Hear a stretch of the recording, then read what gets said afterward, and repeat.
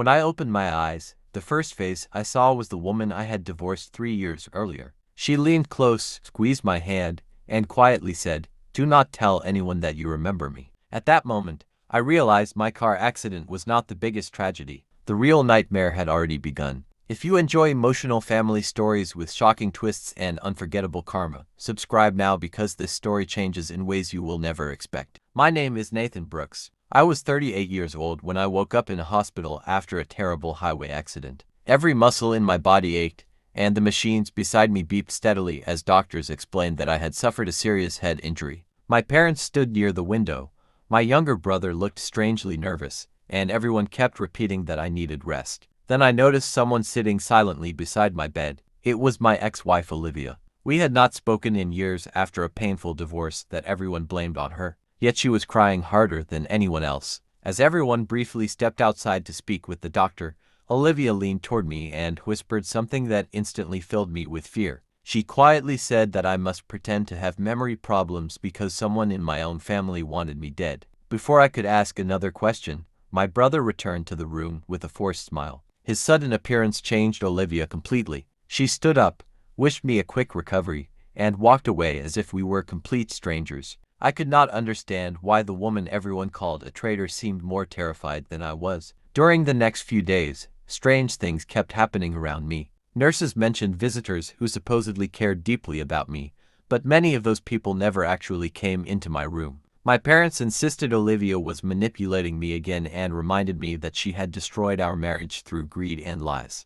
Their version sounded convincing until I discovered a folded note hidden beneath my hospital pillow. It simply read, "Trust no one. Check the cabin security drive before they erase it." There was no signature, but somehow I knew Olivia had left it. Around this point, if this story has you questioning who can truly be trusted, take 1 second to like and share this video. It helps more people discover stories where truth always finds its way to the surface. After leaving the hospital, I secretly visited our old lakeside cabin that my family believed had been sold months earlier. Hidden inside a locked drawer was a portable hard drive containing security footage from the week before my accident. Before watching it, I hired a licensed private investigator because I needed proof that could stand against my own family if necessary. The investigator uncovered financial records showing someone had recently taken out a massive life insurance policy in my name. The beneficiary was not Olivia. It was my younger brother. The security footage revealed something even more disturbing.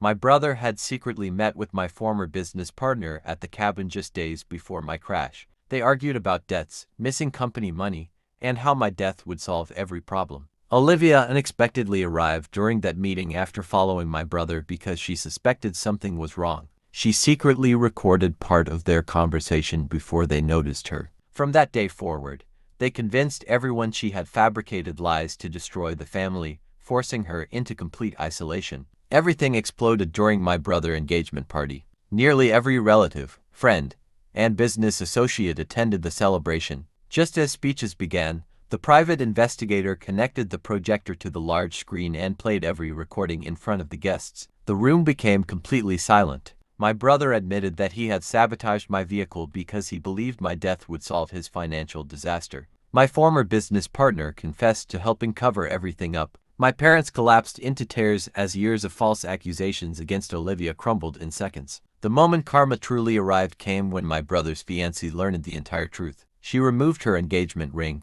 threw it onto the stage, and walked away without saying another word. Guests quietly followed her out while my brother stood completely alone. Police officers waiting outside entered the venue with arrest warrants prepared from the investigator's evidence. For years he believed money could erase every mistake. Instead, his greed destroyed his future in front of everyone he wanted to impress. Later that evening, my father sat beside me outside the courthouse. His voice shook as he admitted that he had trusted appearances instead of character. He apologized to Olivia with tears in his eyes and thanked her for risking everything to save my life. I realized that forgiveness is not about forgetting betrayal. It is about refusing to let someone else's darkness define the rest of your life. Olivia and I never returned to our marriage, but we rebuilt something even stronger. Respect, honesty, and peace. Sometimes karma does not arrive with revenge.